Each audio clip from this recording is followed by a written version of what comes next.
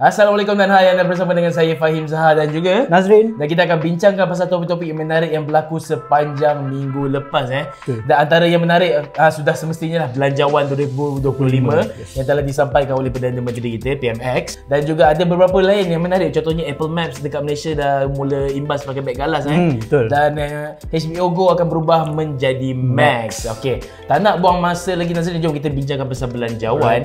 Dan sebab minggu lepas saya tak dapat cover Belanjawan Nazrin dan tim editor lain yang cover. So kita saya baca hari tu ada banyak pasal automotif, pengangkutan awam, pasal buy now pay later, e-sukan dan macam-macam lagi. Dan ada yang menarik saya nampak kat sini adalah infrastruktur jalan raya akan menerima dana 170 juta. Dan salah satunya untuk lampu syarat bintang. Yes. So basically sebenarnya berjalan raya pintar ni bukan adalah sesuatu yang baru, tapi mereka sudah pun memperkenalkannya I think berperingkat dekat beberapa kawasan, Putrajaya, Cyberjaya dan sebagainya. Dan nampaknya benda ni akan diperluaskan lagi ke mungkin seluruh negara. PMS tak mention benda tu hari tu, tapi mengikut peruntukan 175 juta yang diberi, nampaknya akan ke lebih banyak kawasan di seluruh Malaysia lah. Satu lagi ialah peruntukan 2.8 bilion ringgit untuk menyelenggara lebuh raya persekutuan Federal Highway, di mana 1 bilion lagi untuk membaiki jalan bukan utama macam jalan kecil-kecil, jalan kampung sebagainya lah.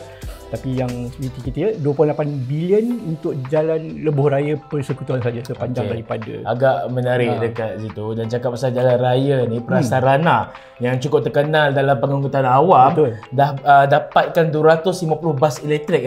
So maknanya kat Malaysia ni dah trend, bukan kata trend lah, era EV ni dah memang serius.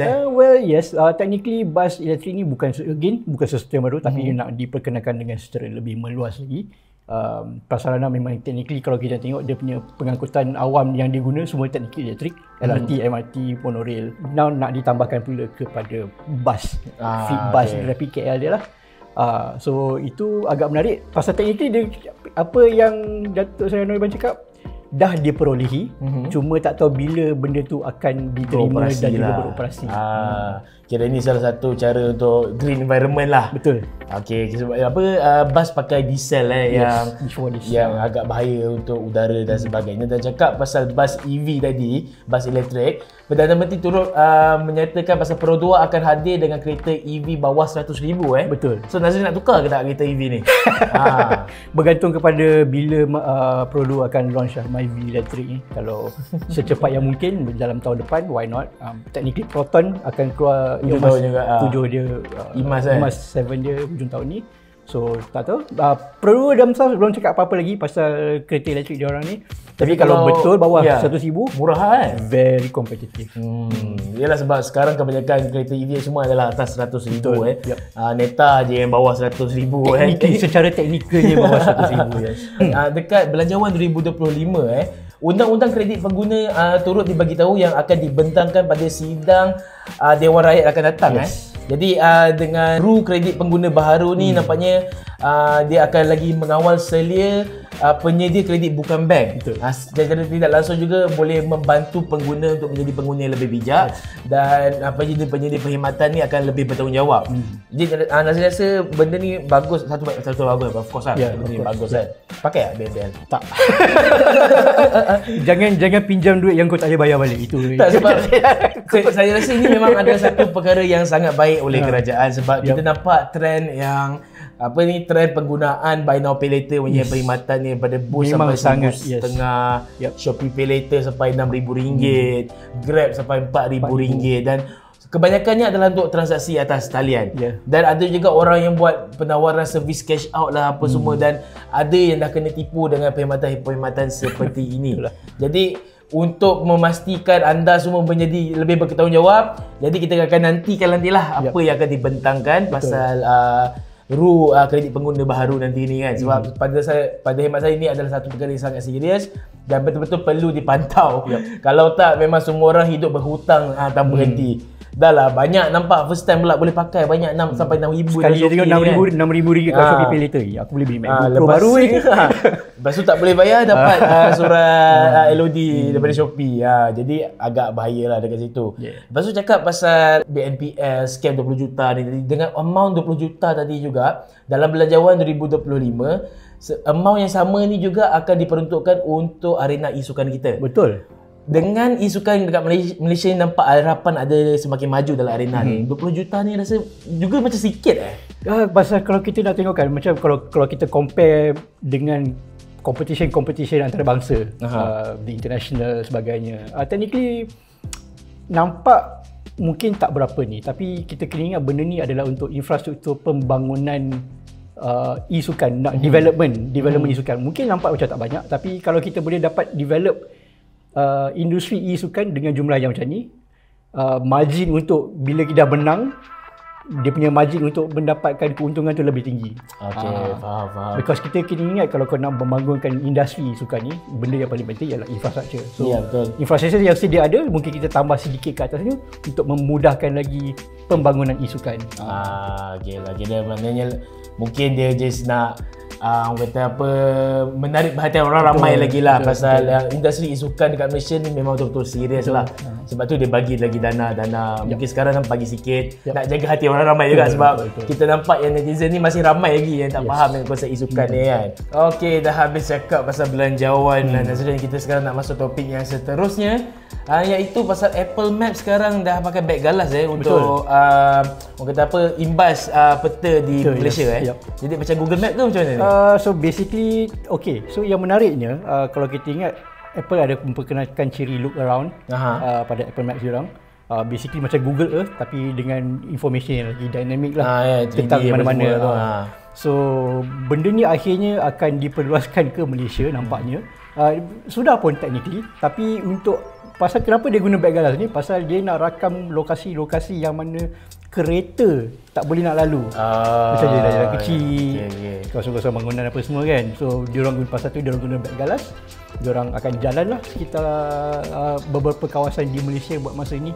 So yang menariknya untuk buat masa sekarang, bermula daripada Jumaat lepas tak silap saya, diorang kata diorang akan mula merakamkan lokasi-lokasi di Selangor, KL, Kuala Lumpur, Melaka, Johor dan juga Pulau Pinang. Dan kalau kita tengok gambar beg galas dekat website Amas ni, dia nampak lagi simple daripada dengan Google punya yang ada orb besar. Betul. Tapi buat saya soal kan, kenapa tak pakai Apple Vision Pro je? Tak boleh bukan ada technically ada kamera 3D tapi apa semua. Mungkin tak cukup storage kot. Pasal benda tu kan dia kena rekod kan. So mungkin lah saya pun tak tahu. Sebab lagi senang untuk pekerja dia orang jalan pakai Apple Vision Pro. Tapi pelik lah kot. Kalau saya lah jadi pekerja Apple yang nak kena rakam benda ni, kan saya lagi rela pakai beg galas dia pakai Apple Vision Pro. Kalau saya nak pakai Apple Vision Pro nampak unik. Cuma takut kena terajang dengan orang ramai lah. Itu macam lah apa poyo gila Muhammad ni. Tapi Nazrin pernah try tak Apple Maps dekat Malaysia? Bila saya guna iPhone dulu ada sekali-sekala saya sebab gunakan. saya dah cuba lepas iOS 17 itulah saya try pakai. Nampak lebih menarik, lebih tepat, lebih jitu.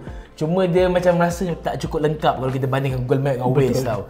Jadi kalau dengan tambahan look around yang untuk kawasan Malaysia ni, harap dia akan jadi lebih menarik dan adalah satu lagi kompetitif peta untuk kita pakai kat Malaysia ni kan. Okey. Dah habis cakap pasal Google Maps, seterusnya kita nak cakap pula pasal HBO Go Asia. Akhirnya selepas bertahun menantikan, kita dapat juga Max.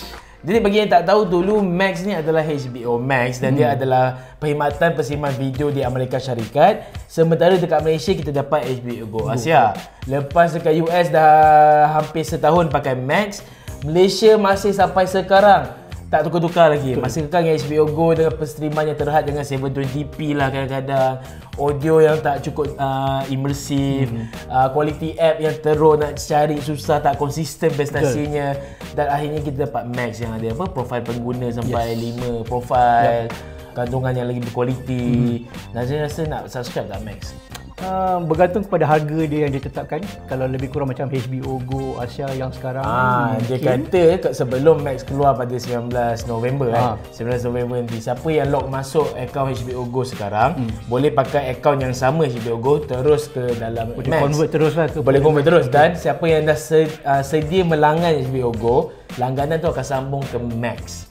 Kalau dia langgan melalui Play Store, tapi siapa yang pakai macam telco, Astro ke apa, saya buka kat HBO Go punya website, adalah Unify dan Astro. Itu adalah bergantung kepada Unify dan Astro nak bagi kita plan yang mana. Okey. Sebab dia ada 3 plan. Plan pertama adalah mobile, standard lah yang murah apa semua. Lepas tu dia akan ada standard yang Full HD sahaja, dan ultimate yang ada 4K, lebih banyak download offline apa semua. Kalau kita tengok harga sekarang adalah dalam RM69 untuk 3 bulan.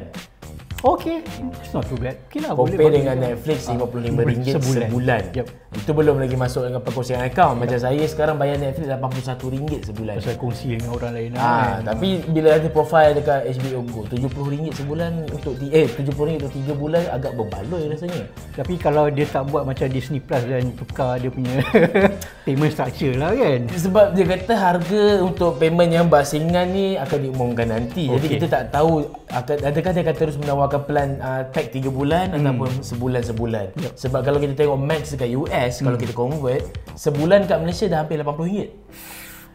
Harap-harapnya dia tak letak plan ultimate tu sampai RM80 sebulan lah. Sebab saya dah pakai Max dekat US dan setakat ni pengalaman penggunaan saya memang memuaskan. Kualiti persediaan yang cantik, aplikasi yang seronok dekat TV, dekat iPad, dekat handphone, memang puas hati pakai. Kalau UX dia Max ke Netflix lagi best? Saya akan cakap Netflix dah matang dari segi UI, cuma Max cuba bawa something yang refreshing sikit. Penggunaan yang lebih ringkas. Dia macam Netflix pada awal dulu. Dia tak cukup pintar lagi macam dia punya cadangan kandungan dan sebagainya lah. Tapi dengan penawaran HBO Max Max dekat Malaysia, saya nampak kualiti kandungan dia macam Apple TV. Kandungan dia tak banyak, tapi memang kualiti lah. Memang betul. Jadi buatkan saya fikir lepas ni mungkin saya akan stop Netflix, pergi ke Max. Tak tahu lagi, mungkin tengok macam mana. Saya rasa kita dah bincang banyak Nazrin hari ni. Kita dah kupaskan pelbagai topik dalam belanjawan, Apple Maps dekat Malaysia untuk feature look around, dan juga HBO Go akan menjadi Max. Itu sahaja daripada saya, Fahim dan juga Nazrin untuk mingguan Aman sekali ni. Jumpa lagi dalam video Aman akan datang. Assalamualaikum. Bye.